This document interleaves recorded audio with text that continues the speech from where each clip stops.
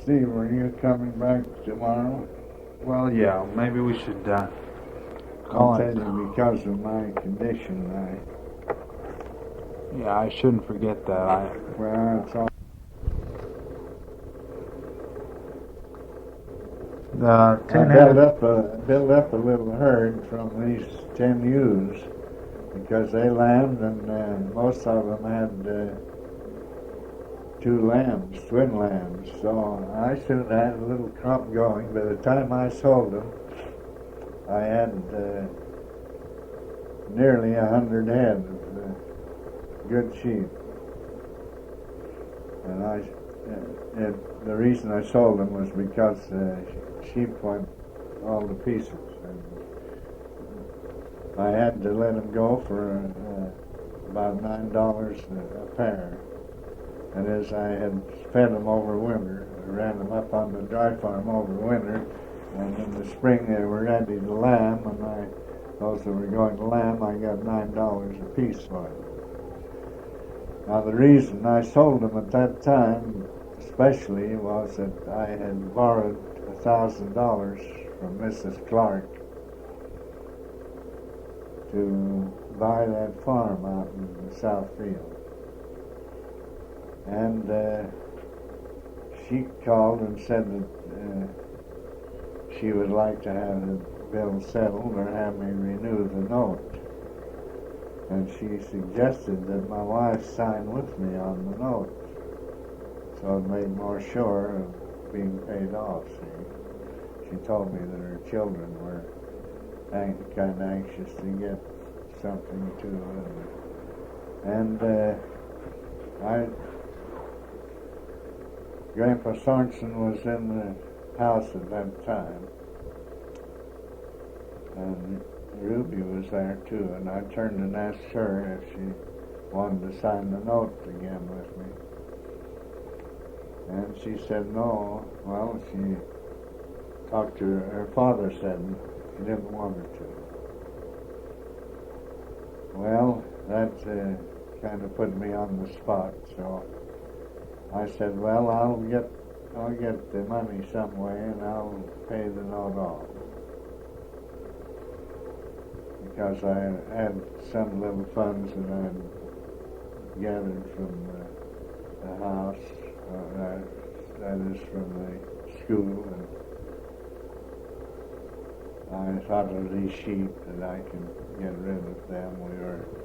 Might be having some more difficulty in the operating of the sheep anyway. Miles Sorensen operated sheep up there, and so I mixed with these other people and run them out on the dry farm in the winter.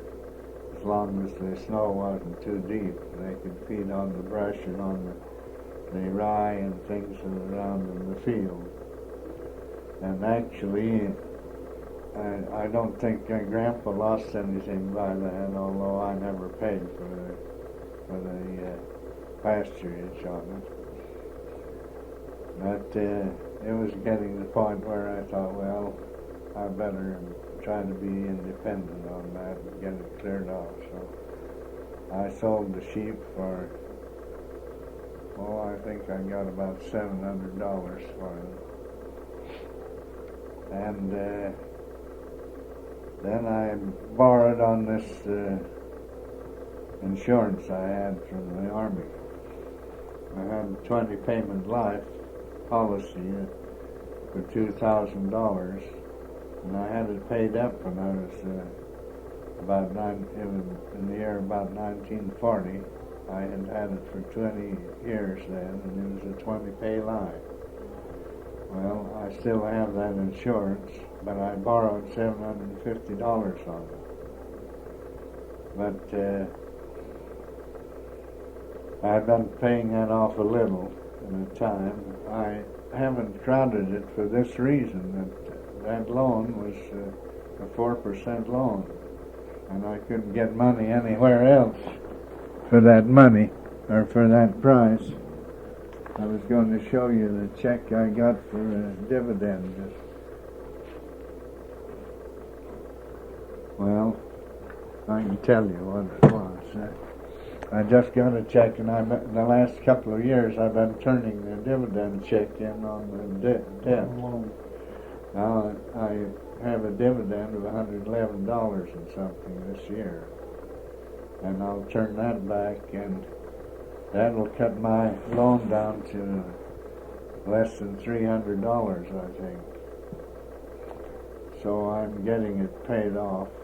I always figured that I had that, although it's life insurance and 20 pay life, I wasn't going to cash in on it. I would have it when I died, and I would take care of my funeral expenses. You say it's a $2,000 policy? Yeah. So it should be worth something like $1,700 now. That's the cash return on it, you know.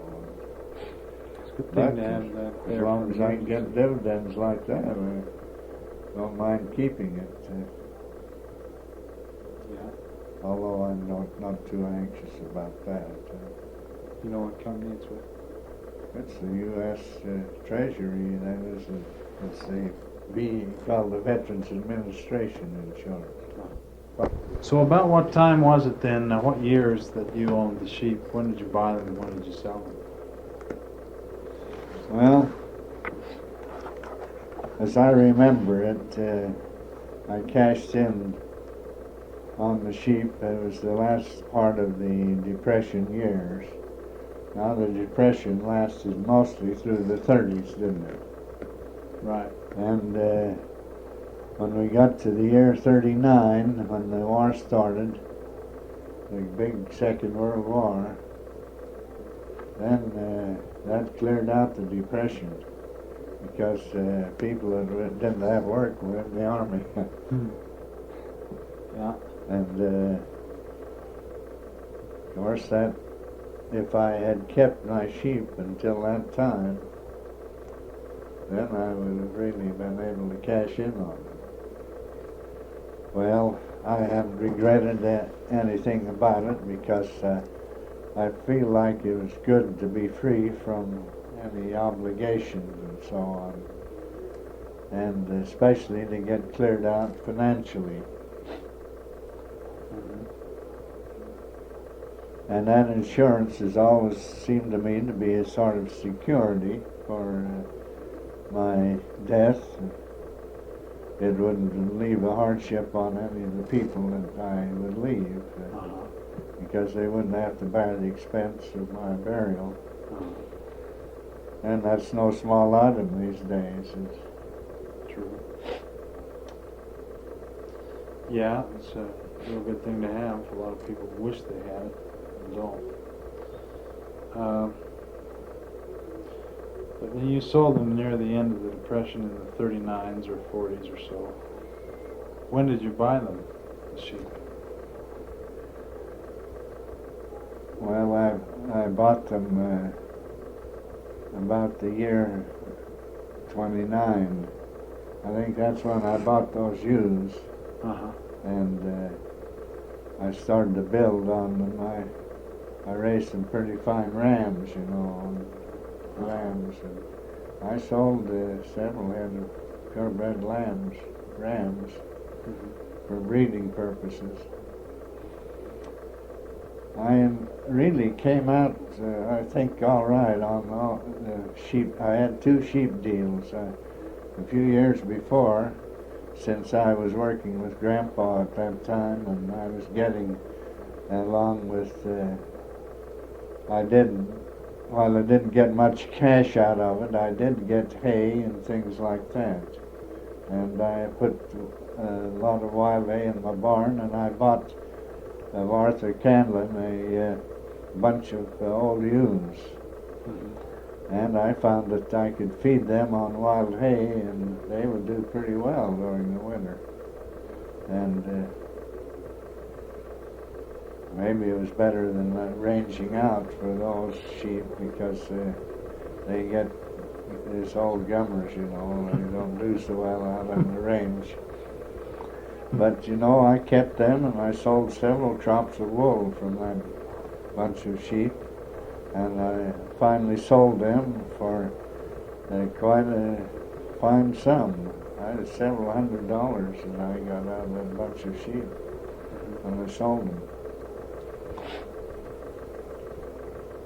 You said you sold them finally, the whole 100, brought $9 a pair. Well, that was on these purebred sheep. I sold these others, and then I bought them these 10 hens from W.D. Canlon. I expected to build up a little purebred business. But when it got into that depression years, you know what happened to wool and everything else. It went to pieces. So I could see there wasn't much hope of building up a business there, and especially I had built up to I had over 80 head, I think, of pretty good sheep when I sold them. And that with my loan from the insurance company, I paid Mrs. Clark off. You borrowed $750, so you got about $250 from the sheep then? I borrowed $750 from on insurance, and I got I got more than that in the land from the sheep that I sold. But as I say, I paid the bill off, and I still had money in the bank. Well, what you did then is use the dry farm some for pasture in the winter. What did you use in the summer? In the summer, I sometimes ran down on the river in that pasture. I did one summer. Then the pasture that you bought? Oh, well, no, yes, that old Hawthorne, you know. C.W. bought that with the idea that it was to go to us, I think, finally. But I worked on that thing, and I spent winters cutting willows and things off of it. But as I say, the time I'd spent a couple of years, in 1922, I decided I didn't want to farm anymore, and it couldn't support us. So I decided to go to school and teach school. And I think I've spoken to you about my winter at the Y. Yeah. And talked about that last night. I didn't tell you at that time that I was elected to be the president of the YEA Association while I was at the Y. The Young Educational Association. And we put in a fountain, raised funds and put in a fountain across from the art building down on the old campus, where the people would go, students would go from the old building up to the hill to classes. And it was too long a place or time. They gave them 10 minutes so to change classes and go from one campus to the other. And this fountain was kind of handy there. Students going from classes there. It was in the spring, and it got quite warm in Provo. And by the time we let out school in June, it was always in June, wasn't it? I don't know how it is now, but at that time it was June before the school year ended. Well, we conducted several meetings and several parties. We hiked up Rock Canyon once and had a party up there. Polson was our advisor. He was one of the hardest teachers, I guess, the Y ever had. But I liked him because we got along fine together. In fact, he showed me how to use the library and took an interest and helped me to get the credit for my Army and military training. And he sat in on my training classes. I did a lot of my training under him. And the last... You mean you're a student teacher? Yeah. And they allowed me credit for that, of course, and I got an opportunity to go out and teach at the Mazer Elementary School. And the principal in there, we got along fine together, and because of that, I was offered the job to teach there. Because he was impressed by your student teaching, then Yeah. you were offered. And as I told you, the superintendent came to watch my classes one day. Uh-huh.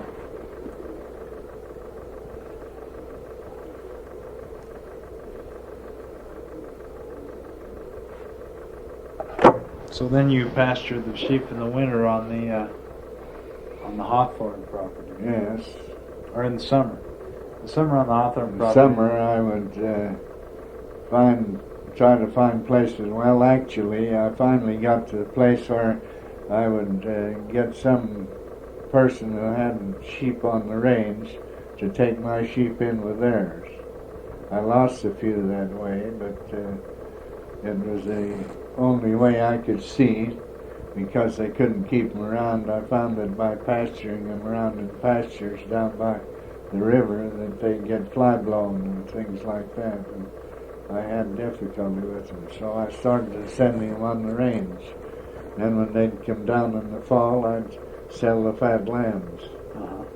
And that worked out pretty well. I usually get a check of $100 or something like that for fat lambs, and that would help to pay my summer's herd bill. Fat lambs were used for mutton and lamb. Yeah, for Lamb chops. see, lamb meat has always been good on the market. It's more expensive now than beef by far. Yeah. Well, then you made money on sheep both by selling fat lambs, by selling the wool, and by selling a few breeding pairs. Right.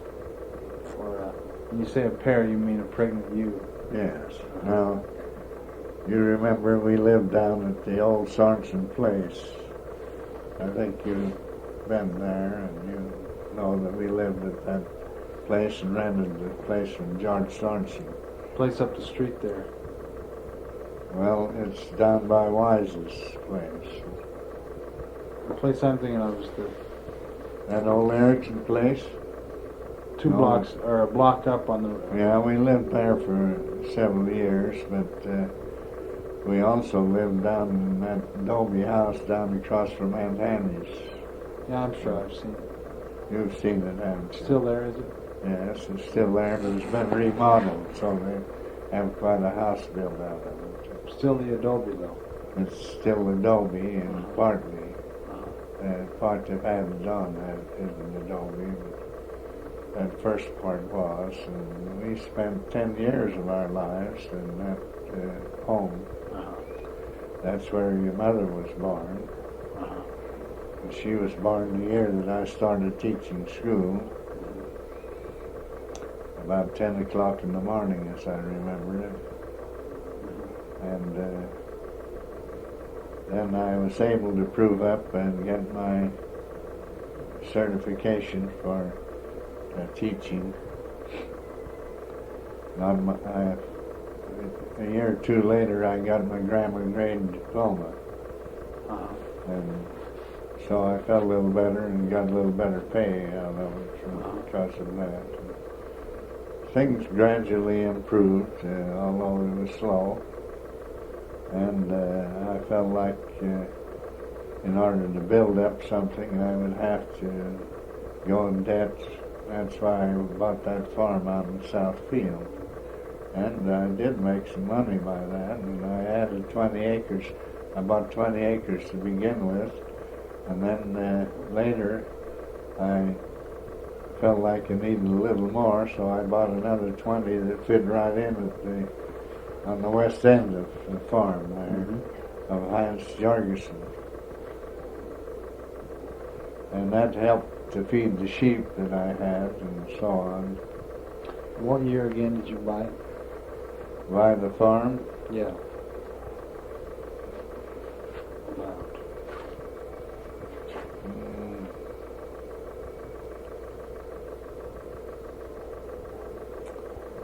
It was shortly after I had started teaching school.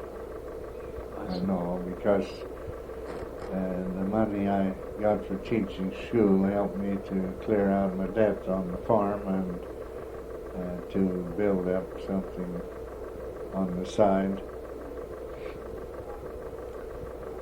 Was teaching school, well, I won't ask that now because I'm not there yet. I want to ask, what do you, we've been talking about what you remember about your grandparents. Do you remember what we said that the one was a butcher and the other a farmer. Was there anything else about your grandparents that you remembered? They were all Lutherans to begin with because that was a state religion over in Denmark. And they were good, solid people. They had learned to work and were productive in every way, always trying to improve conditions. And they liked to do that themselves. They didn't ask help particularly of anybody, but of course they would borrow money when they needed to. But you know, it's been the policy of the church always for people to not go in debt any further than they can see their way to pay. Yeah. And that's still the policy of the church. Yeah.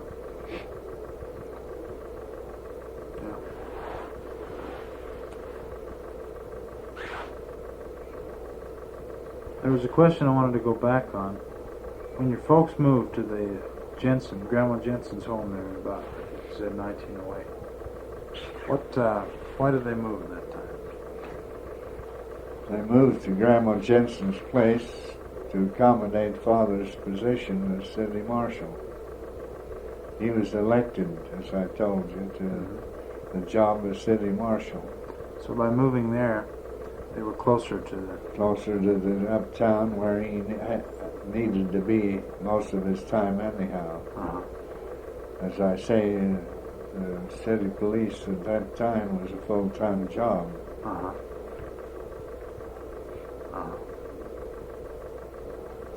And he was supposed to be on duty every day and every night and see that the curfew was observed.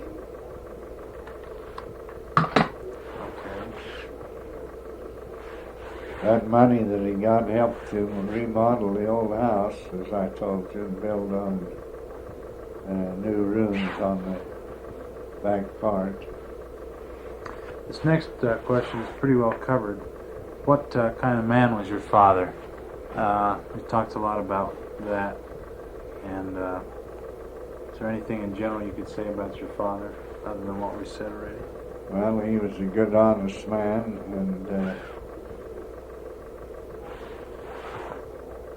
was not particularly a public man, and that he took part in classes, you know, in church and so on.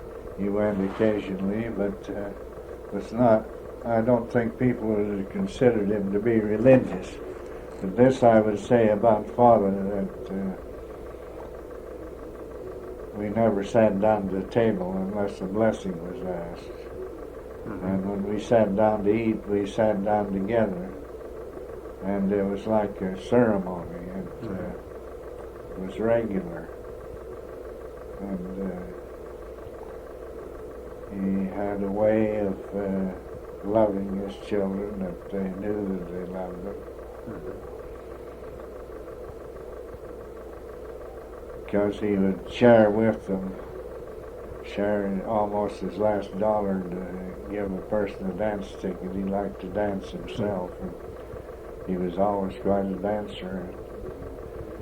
He liked his boys to go out and have a good time. I don't think any of them were really drinkers when it came to that.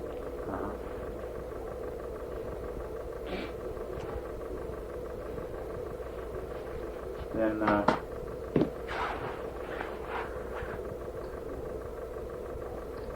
he didn't attend church particularly. No, he would go occasionally, and he'd attend funerals, especially family members, and since the Munson family was such a big family, those things were quite frequent too, and they had parties together. Were your grandparents and your parents sealed in the temple? Yes. Mother and father were married in the temple, the Manti Temple, the year it opened, in 1888. Uh-huh. Grandfather Munson had helped to build the temple, and my folks were sealed there, and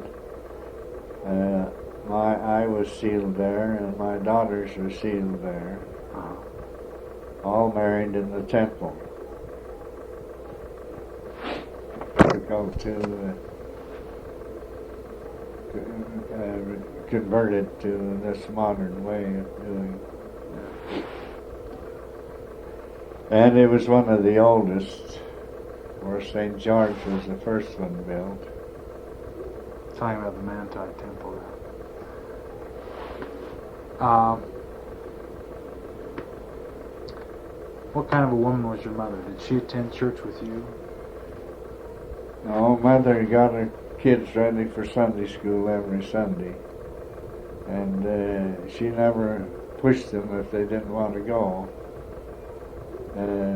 That's one thing I have to say for my folks. They never forced any of us to do anything. If we went to church, we did it because we wanted to, because we liked church. And of course, there was a time during my older years as a young person that I didn't attend to regularly. But during my high school years, I remember that I passed the sacrament for the first time in my life. I remember the occasion. It was right after I'd had a sick spell, and I was rather pale, I guess. And I played on the basketball team, and we had white sweaters, and I was all dressed up in my white sweater from school. And of course, that with the dark suit, that would look quite nice. And I remember that occasion. In fact, Mother Sorensen told us at one time that she had decided then that I was to be in the family.